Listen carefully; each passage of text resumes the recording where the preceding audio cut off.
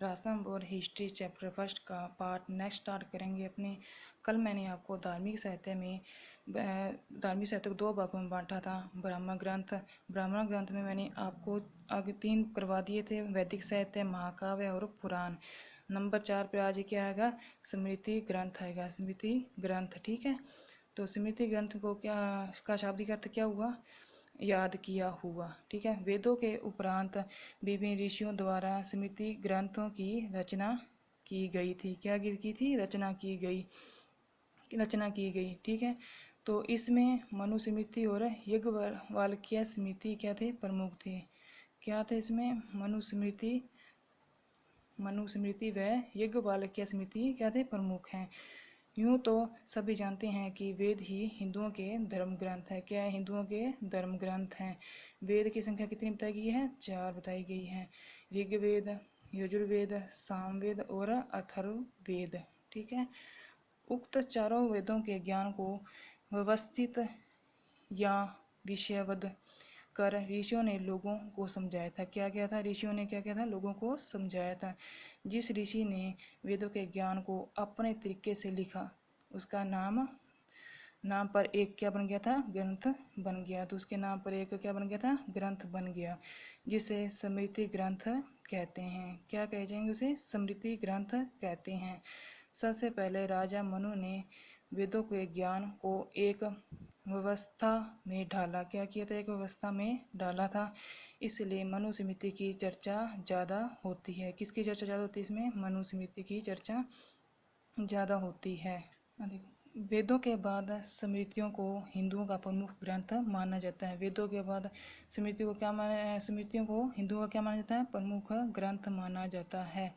ठीक है, प्रमुख ग्रंथ माना जाता है, लेकिन इसे धर्म ग्रंथ का दर्जा नहीं दिया गया। क्या नहीं दिया गया, इसे धर्म ग्रंथ का दर्जा नहीं दिया गया था। धर्म ग्रंथ तो वेद ही हैं। धर्म ग्रंथ क्या है, वेद ही हैं। वेदों का सार उपनिषद, और उपनिषदों का सार किसमें है, गीता में है। ठीक है, वेदों इसमें क्या दिया गया, वेदों का सार उपनिषद, और उपनिषदों का सार किसमें है, गीता में है। स्मृतियों आगे नेक्स्ट है, स्मृतियों की त्रुटि के अंतर्गत नहीं माना जाता है।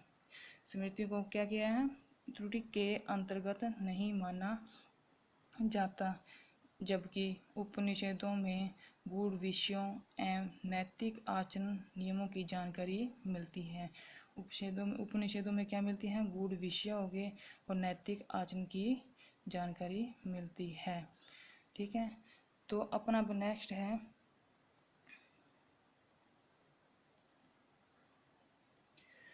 ब्राह्मण ग्रंथ। तो अपने विचार पूरे हो गए। तो नंबर 2 पर है, धार्मिक साहित्य को 2 भागों में बांटा है। नंबर 2 पर है ब्रह्मनेत्र साहित्य। ब्रह्मनेत्र साहित्य में अभी ये पहला आ गया बौद्ध साहित्य। ठीक है, ब्रह्मनेत्र ग्रंथ में जैसे बौद्ध साहित्य है, नंबर 1 पर क्या है, बौद्ध साहित्य है। त्रिपिटक बौद्ध धर्म का प्रमुख धार्मिक ग्रंथ है। ठीक है, त्रिपिटक कितने हैं, 3 हैं। त्रिपिटक बौद्ध धर्म का प्रमुख धार्मिक ग्रंथ है। त्रिपिटक कितने हैं, 3 हैं। त्रिपिटक के नाम देखो, सूत पिटक, विनय पिटक और अभिधम पिटक। ठीक है, कितने हैं, 3 हैं। भगवान बुद्ध ने के निर्वाण प्राप्त करने के बाद इसकी रचना हुई है। ठीक है, क्या हुई है, भगवान बुद्ध के निर्वाण प्राप्त करने के बाद इसकी रचना हुई है। इसमें अब देखो सूत पिटक, इसमें बौद्ध के धार्मिक विचारों और उनके वचनों का संग्रह है। क्या इसमें बुद्ध के धार्मिक विचारों और उनके वचनों का क्या है, संग्रह है। नंबर 2 पे है विनय पिटक। विनय पिटक में बौद्ध संघ के नियमों का उल्लेख है। क्या इसमें बौद्ध संघ के नियमों का उल्लेख है। अभिधम पिटक, इसमें बौद्ध दर्शन की विवेचना की गई है। क्या की गई, इसमें बौद्ध दर्शन की क्या की है, विवेचना की गई है। अब नेक्स्ट है त्रिपिटक के अलावा जातक ग्रंथ भी बौद्ध धर्म के प्रमुख ग्रंथ हैं। त्रिपिटक के अलावा जातक ग्रंथ हैं जो वो भी बौद्ध धर्म के प्रमुख ग्रंथ हैं। इनकी संख्या कितनी बताई गई है, 549 है। कितनी इनकी संख्या 549। ठीक है। नेक्स्ट है जातक ग्रंथ। इसमें गौतम बुद्ध के पूर्व जन्म की कथाओं की तात्कालीन सामाजिक, धार्मिक, आर्थिक पक्षों की जानकारी मिलती है। इसमें क्या है, गौतम बुद्ध के पूर्व जन्म की कथाओं की तात्कालीन सामाजिक, धार्मिक और आर्थिक पक्षों की क्या मिलती है, जानकारी मिलती है। ठीक है। नेक्स्ट है पाली भाषा के अन्य बौद्ध ग्रंथ। अब पाली भाषा के अन्य ग्रंथ कौन कौन से थे, मिलिंद पिन्हो, ठीक है, दीपवंश, महावंश। ठीक है, 3 थे। अब मिलिंद पिन्हो में क्या है, इसमें यूनानी आक्रमणकारी मीनांडर व बौद्ध भिक्षु नागसेन के मध्य वार्ता का विवरण है। क्या है इसमें यूनानी आक्रमणकारी मीनांडर व बौद्ध भिक्षु नागसेन के मध्य वार्ता का विवरण है। नेक्स्ट है अपना दीपवंश और महावंश। दीपवंश व महावंश में क्या है, इसमें सियल द्वीप के इतिहास का वर्णन है। सियल द्वीप इस कहाँ पे है, श्रीलंका को कह देते हैं, श्रीलंका को क्या कह देते हैं, सियल द्वीप। ठीक है। अब नेक्स्ट अपना है संस्कृत भाषा के बौद्ध ग्रंथ। अब संस्कृत भाषा के बौद्ध ग्रंथ कौन कौन से, महावस्तु ग्रंथ और ललित विस्तार। ठीक है। संस्कृत भाषा के वो ग्रंथ कौन कौन से हैं, महावस्तु व ललित विस्तार। उसके बाद है महावस्तु ग्रंथ, ये क्या ना, महावस्तु ग्रंथ और ललित विस्तार। महावस्तु ग्रंथ में क्या है, यह गौतम बुद्ध के जीवन चरित्र पर आधारित ग्रंथ है। क्या है ये, गौतम बुद्ध के जीवन चरित्र पर आधारित ग्रंथ है।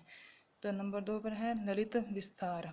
ठीक है। इसमें गौतम बुद्ध के देवीय शक्ति के रूप में निरूपित किया है। इसे क्या किया गया है, देवीय शक्ति के रूप में निरूपित किया है और उनके कार्यों से संबंधित जीवन व्रत अंकित किया है। क्या किया, उनके कार्यों से संबंधित जीवन वृत्त अंकित किया है।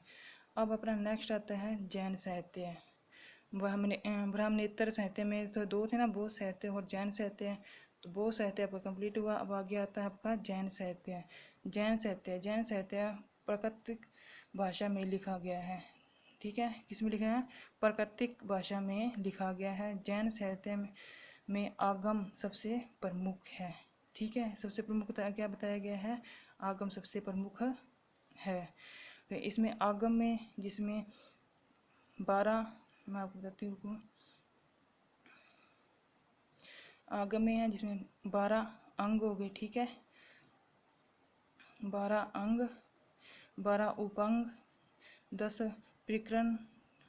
ठीक है, और 6 छंद सूत्र, 1 नंदी सूत्र, 1 अनुयोगदार। ठीक है, वह 4 मूल सूत्र शामिल हैं। क्या है इसके अंदर, आपको सारे के नाम बता दिए, कितने कितने इसमें 12 अंग हो गए, 12 उपअंग हो गए।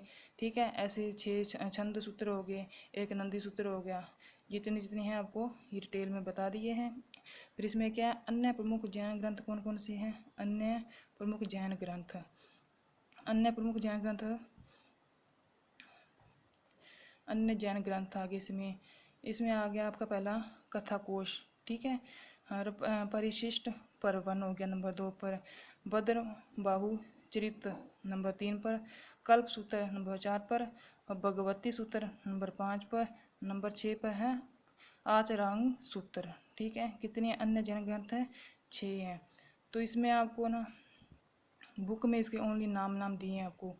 तो ये मैंने आपको थोड़ी डिटेल बता दी है, इसके बीच का अर्थ क्या होता है, भद्र बाहु चित्र, कल्प सूत्र का, भगवती सूत्र का। ठीक है, तो आप इनकी एक बार डिटेल पढ़ लेना सारी। ओनली आपको तो नाम याद करने हैं, ये 6 के 6। बाकी आपकी डिटेल एक बार पढ़ने के लिए मैंने आपको इसमें लिख दी है। ठीक है, तो अच्छे से notes banana. Thank you, have a nice day.